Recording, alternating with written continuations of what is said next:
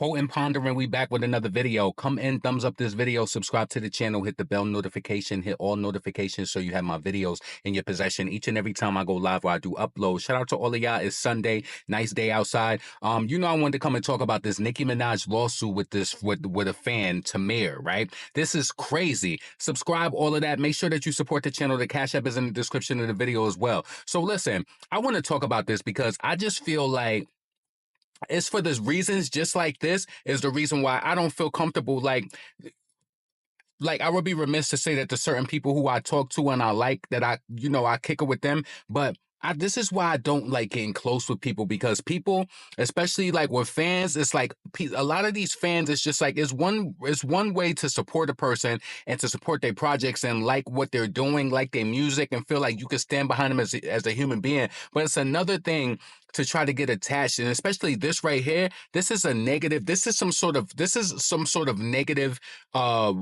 story from an alleged fan who's been to all of Nicki's shows. Like, didn't this person even travel overseas to see Nicki? So anyway, I want to get into the article that TMZ posted from regarding this whole lawsuit situation, right? So let's go straight to TMZ. So Nicki Minaj has has a pissed off Barb on her hands. One of her avid fans claims that Nicki publicly humiliated him by calling him mentally unstable stalker, and now he's suing. The New York rapper was named as a defendant in the suit filed by plaintiff Tamir Peak in L.A. Superior Court, and the allegations paint Nicki to be a full-blown bully. According to the documents obtained by TMZ, Tamir refers to himself as one of Nicki's most ardent followers for the past 15 years, and claims that he helped her career by promoting her 2023 album, Pink Friday 2.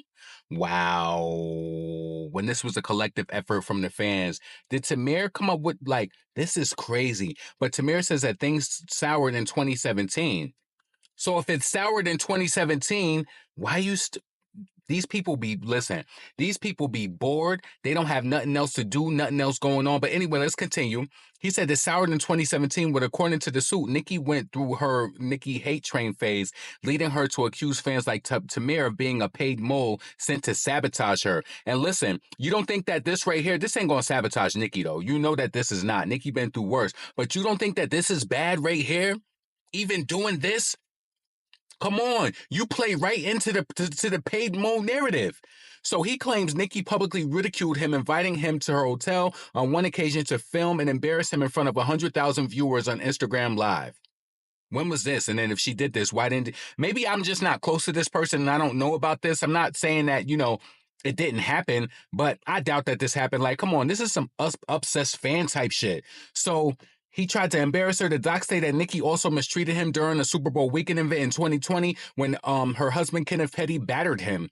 Peak says that Nicki sent him a DM referring to the incident. Then in 2024, he says that he got messages from others that Nicki wanted him to stop saying dumb shit, hurting... He wanted her to stop saying dumb shit, hurting his reputation with her fans. Listen, you don't have to be... Yo, he said that Nicki has been sending a message saying to tell him to stop saying dumb shit, which also hurt his reputation with her fans. You don't have to be a fan with Nicki. You want to know how I feel about people like this? They outright haters, and they gonna be haters anyway. He might not believe. I've seen Tamir at Nicki shows. I've also been on his live before for the Gag City. But when you take it this far, you have to step back. And I'm gonna give you an example of a reason like to step back, right? Tamir claims that Nicki also targeted him on X during several station head sessions where she would interact live with fans. In one session, Nicki allegedly wrote, "It's clear that it's clear they're not necessarily, a full basket of at the picnic." Peak took that to mean that he was mentally unstable or intellectually deficient, which you probably are. To do that, it's almost like this is some paparazzi shit from Lady Gaga. "I'm your biggest fan, I follow you until you love me. Paparazzi." This is crazy. And another, he says that Nicki accused him of being one sandwich short of a picnic and receiving a check from the government, implying that he was on welfare. Nicki allegedly went on to label Tamir as a stalker, which I believe that he is, who impersonated members of her team. As a result, he's suing Nicki for $5 million in damages for reputational harm, emotional distress, and financial loss. We reached out to Nicki's rep for her side of his Barb saga. So Nikki's lawyer did respond to this. So let's go to the lawyer's response at the tipping top. So 9:40 a.m. Pacific Standard Time. Nikki's attorney Judd Bernstein tells TMZ that Mr. Peak has been harassing Nikki on social media for years on end to no avail. He has now graduated to seeking a shakedown to her financially with manifestly false allegations and legally frivolous claims. He will regret having gone down this disreputable road, and he is forced to pay her legal fees as required by California law. And you know what? Let me just tell you this, which is so crazy. I believe that a person like this, they just want to be affiliated. They just want their name in the mix. I'm gonna be honest with you. They want their name in the mix so that they can always be Googled, and some story related to them and Nicki Minaj will always pop up. Some people, you remember that situation where that girl has sued Little Bow Wow or something for saying that he got her pregnant and it wasn't. And I was telling people back then when that story first came out, I said, these people just sue people just so they can be attached to your name. And for some reason, believe it or not, it strokes their ego that their name was mentioned in the press and is Googleable, like on Google with like Nicki Minaj. That is enough for some people, I'm telling you. So listen, I don't think that this is going to end in his favor. They said that he's going to have to pay Nicki's attorney fees. Now, also remember that this guy, he went online. Now, I feel that this fan, he's a troll because I think that he was also suing another fan. He was suing some other fan, I believe it lives in Massachusetts, and he was posting how he was taking her to court and all of that. So listen, y'all, I'm going to just tell you this, right? I love and I respect and I fuck with a lot of y'all, right? But this is why sometimes, like, I just can't get close to people because it's not even that, like, I'm Nicki and on a level of stardom and that people, like, whatever. But even when you do this content creator stuff, people become it just be weird to me, right? And this is why, like, sometimes I just keep things on a up and up, like, yep, respond. That's it. Like, that's just it. Sometimes it just gets very weird. It's like everybody. I made this comment on Twitter. I said all haters loved you at one point. They do.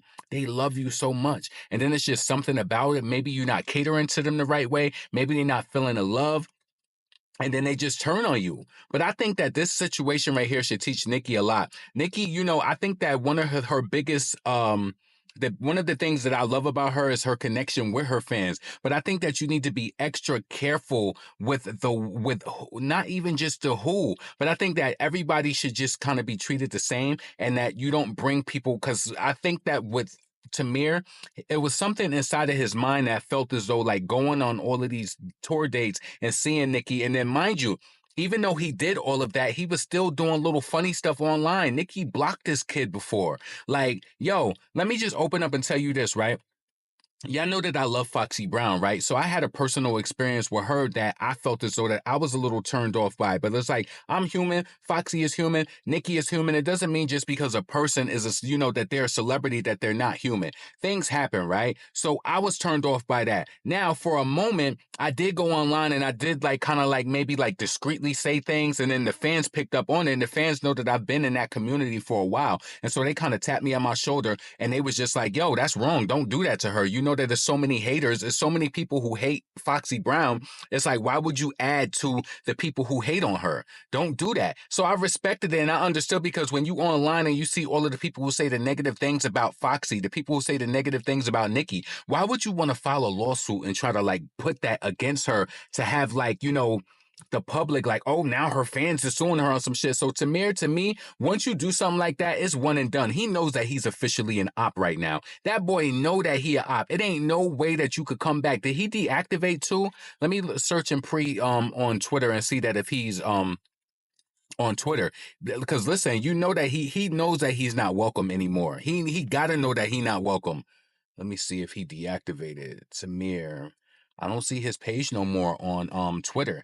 So listen, to me, you don't mix in and you don't do things that haters do. It be a lot of y'all fans and a lot of y'all who watch these videos too. I know about a lot of y'all. Y'all be going online trying to be like all distasteful, saying like all of these nasty things about Nicki or opposing her, and you really doing it for attention because you ain't getting the attention on your own. So you figure like, oh, let me build up a little hate group of people who just say random, crazy, nasty things about Nicki. And listen, that's wrong. If you don't like Nicki, find another place to be. Find another artist to rep and another artist to love and somebody to stand behind. Nobody asked you to be here. The same way that nobody asked me to be here. I don't love every single thing that Nicki does, but will I bash her? No. Will I come on here and say my opinion on something in a way where it's not bashing her? Like, for example, when the whole situation happened with Nicki and Doja. I had my opinion on that. When the situation happened with Nicki and Ice Spice, I was the first person who said that maybe the negotiations and everybody started talking about, oh, the business was blah, blah, blah, blah. I'm the first person who said that. You understand what I'm saying? Just because like me and Nicki is the same age, basically. Like, you know what I mean? I'm not anybody. Listen, I have one mother.